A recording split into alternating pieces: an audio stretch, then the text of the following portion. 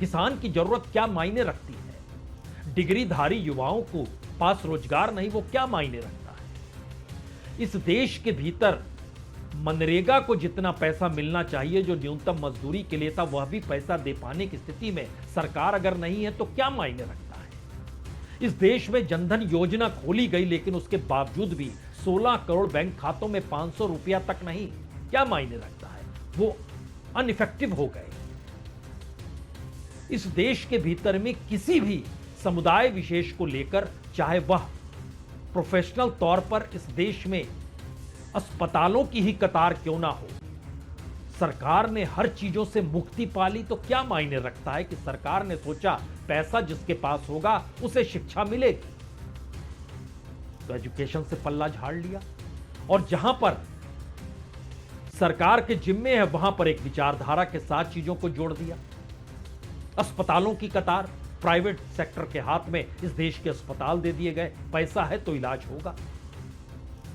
यानी एक ऐसा चक्रव्यूह बहुत धीरे धीरे बनाते बनाते एक ऐसी परिस्थिति इस देश के सामने, कम से कम आज पार्लियामेंट के भीतर हुई चर्चा ने तो यह बता ही दिया, चुनाव का ऐलान होगा तो हम पैसा बांटकर वोट खरीद लेंगे।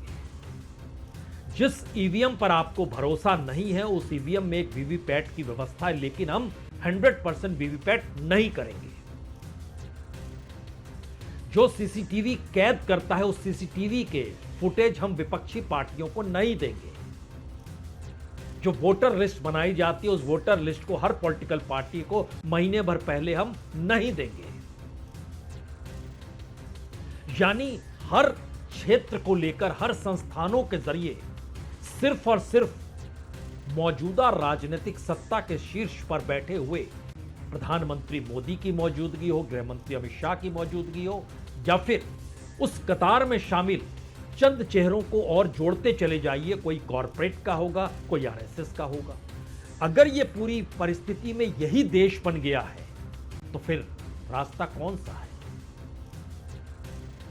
और वो रास्ता जो है, क्या उसकी मशक्कत पहले राउंड में जेनजी को जो किया जा रहा था, ऐलान किया जा रहा था, अब वो हाथ से निकल चुका है, क्योंकि समझ में आ गया राजनीतिक सरोकार इस देश में जेनजी के साथ नहीं है।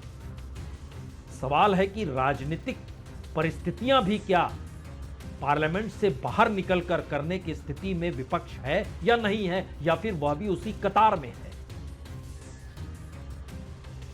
कम से कम आज की चर्चा ने 3 बातों को जन्म दे दिया है।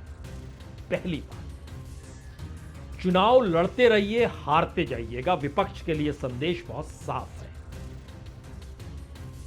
दूसरी बात, किसी भी क्षेत्र विपक्ष ने अगर चुनौती देने की कोशिश की सत्ता को, तो सत्ता के पास वो तमाम हथियार और औजार है जो इस देश में संवैधानिक प्रक्रिया के साथ ही संविधान को अपने अनुकूल करते हुए लोकतांत्रिक तरीके से आपको यह एहसास कराएंगे कि लोकतंत्र है, संविधान है, कानून है, राजनीतिक सत्ता है, जनता है, वोट है, आप कहीं नहीं हैं।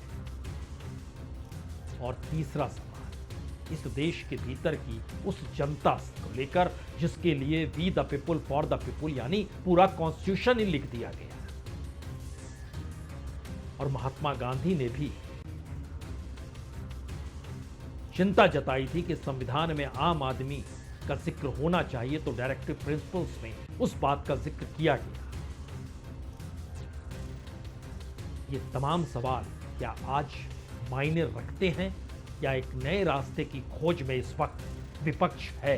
क्योंकि पार्लियामेंट के भीतर उठे हुए हर पॉलिटिकल पार्टी के हर शब्द पर जो विपक्ष का था, गौर कर लीजिए,